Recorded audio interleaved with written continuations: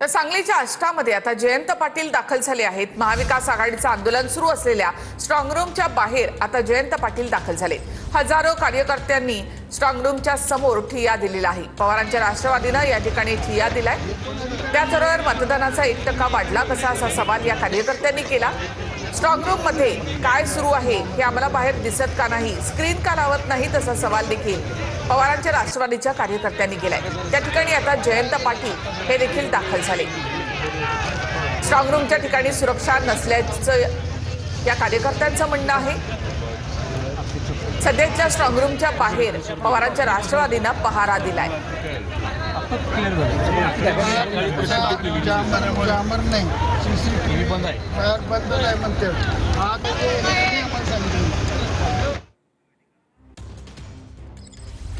महाविकास आघाडीने या ठिकाणी आंदोलन केलं। हजारो कार्यकर्ते सध्या स्ट्रॉंग रूमच्या बाहेर ठिय्या देऊन आहेत।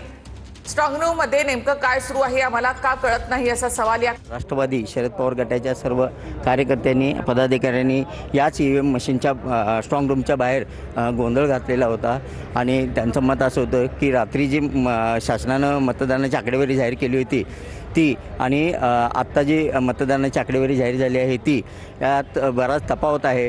त्यामुळं संभ्रम वाढलेला आहे। म्हणजे 30,000 आष्ट्याचं मतदान आहे, त्यापैकी 22,000 मतदान झालं असताना 33,000 मतदान कसं काय झालं आणि जे वाढलेलं मतदान आहे याला जबाबदार कोण असा आरोप करत या ठिकाणी सर्व कार्यकर्ते असतील पदाधिकारी असतील यांनी या ठिकाणी गोंधळ घातलेला आहे। रात्रीसुद्धा या संदर्भात इथल्या कार्यकर्त्यांनी तहसीलदार यांच्याशी बोलणं केलं होतं आणि इथल्या पोलिसांना सुद्धा सांगितलं होतं, मात्र याकडे कोणी लक्ष दिलं नसल्यामुळं संतप्त झालेले कार्यकर्ते या ठिकाणी आक्रमक झाले आणि सकाळपासून या ठिकाणी त्यांनी आपण पाहू शकता हजारोच्या संख्येने या ठिकाणी या आष्ट्या रोडवर असणाऱ्या ईव्हीएम मशीनच्या बाहेर या ठिकाणी गोंधळ घालायला चालू केलेला आहे।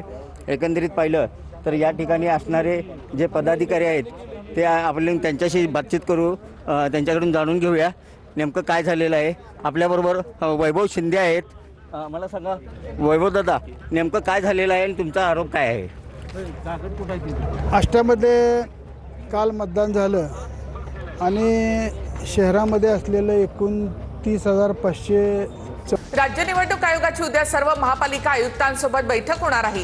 पालिका निवडणुकांच्या तयारी संदर्भात तसंच मतदार याद्यांबाबत बैठक असल्याची माहिती आहे। मोठ्या प्रमाणामध्ये मतदार याद्यांमध्ये त्रुटी असल्यामुळे पुढे काय करायचं या संदर्भात चर्चेसाठी ही बैठक बोलावण्यात आली आहे। उद्या सकाळी 11:30 वाजता या बैठकीचं आयोजन करण्यात आलंय। आणखी एक महत्त्वाची बातमी आपण पाहूयात यवतमाळमधून। यवतमाळमध्ये भाजपचा जिल्हा उपाध्यक्ष श्रीराम मेलकेवार यांच्या घरावर रात्री दगडफेक झाली आहे। 5 ते 6 जणांनी दगडफेक केली। दगडफेकीमध्ये अनेक वाहनांच्या काचा फुटल्यात। पांढरकवडा येथील घटना आहे। 6 अज्ञात आरोपींच्या विरोधात आता गुन्हा दाखल झालाय।